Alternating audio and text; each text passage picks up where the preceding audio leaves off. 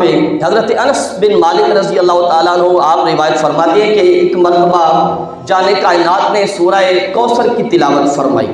توجہ ہے آپ کی؟ انا آتینا کل کوثر فصل لربک وانحر ان شانئک هو الابتر.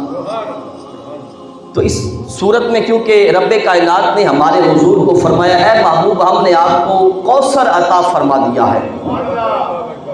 اللہ کے محبوب نے یہ سورت تلاوت فرمانے کے بعد اپنے غلاموں کو فرمایا، صحابہ اکرام کو فرمایا کیا جانتے ہو کہ وہ کوثر کیا ہے؟ تو صحابہ اکرام کا تو انداز ہی یہ تھا، انداز غلامانہ ہی یہ تھا، کچھ جانتے بھی ہوتے تھے تو پھر بھی عرض نہیں کرتے تھے، پھر بھی عرض یہ ہوتا تھا اللہ و رسول ہو عالم، اللہ یا جانے یا اللہ کا محبوب جانے، اللہ جانتا ہے یا اللہ کے رسول جانتے ہیں. صحابہ کا تو انداز غلامانہ ہی یہ تھا، اس لیے عرض کیا اللہ و رسول ہو عالم، یا رسول اللہ رب جانتا ہے یا رب کے محبوب جانتے ہیں. عرض کیا یا رسول اللہ آپ جانتے ہیں یا آپ کا خدا جانتا ہے؟ تو میرے حضور نے فرمایا وہ کوثر جنت میں ایک نہر ہے، جنت میں ایک حوض ہے کہ بروز قیامت میری امت پیاس بجھانے کے لیے اس پہ آئیں گے.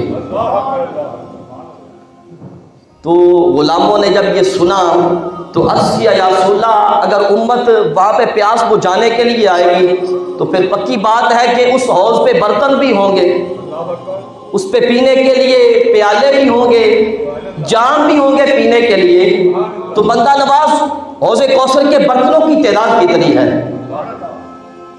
تو میرے حضور نے فرمایا عدد الکواکب، اللہ کے محبوب نے فرمایا حوض کوثر کے برتنوں کی تعداد آسمانوں کے ستاروں کے برابر ہے.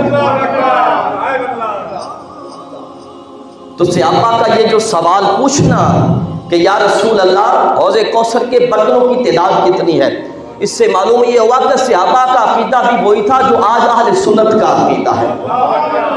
اہل سنت کا عقیدہ بھی وہی ہے جو صحابہ کا عقیدہ تھا.